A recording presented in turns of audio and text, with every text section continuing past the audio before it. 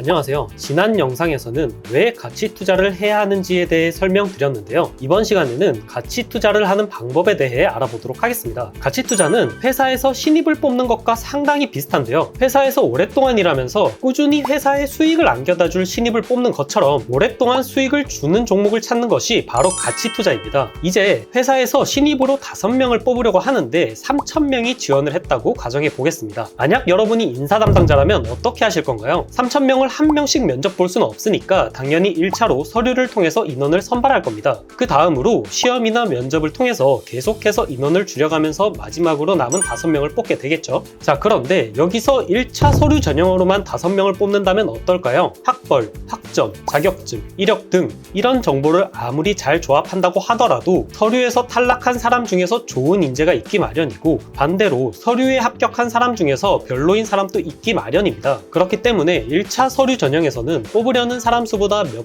배 정도 많은 인원을 선별해 놓고 그 다음 면접이나 시험을 통해서 인원을 줄여 나가는 건데요. 결국 대부분의 기업에서 이런 방식으로 채용을 하는 이유는 효율성 때문이라고 할 수 있습니다. 모든 지원자를 한 명씩 조사하고 면접을 보면 좀 더 좋은 직원을 뽑을 확률은 높겠지만 시간이 너무 많이 걸리게 되고, 직원의 시간을 쓴다는 것은 회사 입장에서는 돈을 쓴다는 것이기 때문에 손실로 이어집니다. 반대로 서류로만 직원을 뽑게 되면 시간은 엄청나게 절약되지만 좋은 직원을 뽑지 못할 확률이 높아지게 되는데요. 좋지 못한 직원 또한 회사의 매출에 도움이 되지 않을 가능성이 높기에 이 또한 결국 손실로 이어지게 됩니다. 그래서 회사 입장에서는 사용되는 시간과 비용을 고려했을 때 좋은 직원을 뽑을 가능성이 높은 지점을 찾는 것이 가장 좋은데요. 주식도 마찬가지예요. 코스피와 코스닥에 상장된 2,500개의 종목 중에서 5개의 종목을 골라서 매수를 해야 한다면 모든 종목들을 하나하나 분석하는 것은 시간이 많이 걸리기 때문에 그 시간 동안 차라리 일을 하는 게 훨씬 이득이고, 반대로 퍼나 PBR과 같은 조건으로만 주식을 고르면 나쁜 종목이 포트폴리오에 포함되어서 계좌를 갉아먹을 겁니다. 그러니 가치 투자도 시간과 예상 수익을 고려해서 분석을 해야 하는데요. 만약 투자금이 10만 원밖에 없는데 가치 투자할 종목을 찾는데 100시간을 써야 한다면 그 시간 동안 일을 해서 돈을 버는 게 훨씬 리스크 없이 효율적으로 수익을 내는 방법입니다. 다시 본론으로 돌아와서 가치 투자에서 가장 먼저 해야 할 일은 상장한 모든 주식 종목을 어떤 기준으로 선별해야 할지 그 기준을 정하는 것입니다.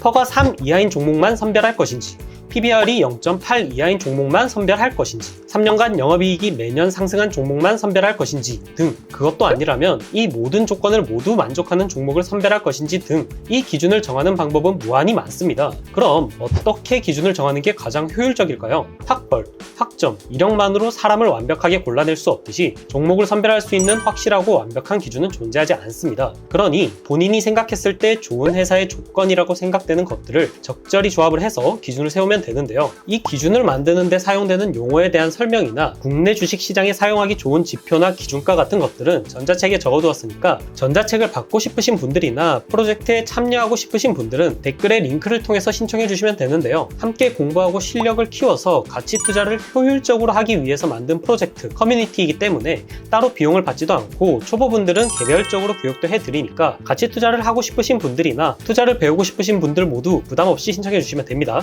자, 다시 본론으로 돌아와서 이제 기준을 세웠다면 이 기준을 활용을 해서 1차적으로 종목을 선별하면 되는데요. 여기서 기준을 세울 때 명심해야 할 점이 2가지가 있습니다. 첫째, 선별되는 종목이 너무 많아서도 안 되고 반대로 너무 적어서도 안 됩니다. 선별되는 종목이 너무 많게 되면 개별적으로 분석을 해야 하는 종목도 그만큼 많아지게 되겠죠. 예를 들자면 퍼가 0 이상이고 5 이하인 종목을 기준으로 잡게 되면 대략 200개 정도의 종목이 나오는데요. 이 200개의 종목을 모두 분석하는 것은 당연히 비효율적일 겁니다. 그러니까 1차적으로 선별되는 종목은 50개 이하가 나오도록 기준을 정하는 게 좋습니다. 둘째, 기준을 만드는데 너무 많은 시간을 사용해서도 안 됩니다. 요즘 주변을 보면 정답이 없는 문제에 정답을 구하기 위해서 평생을 바친 학자들처럼 꾸준히 수익을 낼 수 있는 투자 기법을 찾는 사람들이 많은데요. 혹시 퀀트라고 들어보셨나요? 프로그램이 알아서 매매하게끔 투자 전략, 알고리즘을 개발하는 사람들을 퀀트 투자자, 줄여서 퀀트라고 부르는데요. 최근 들어서 많은 관심을 받고 있는 분야입니다. 가장 대표적인 퀀트 투자자인 짐 사이먼스가 운영하는 르네상스 테크놀로지를 보면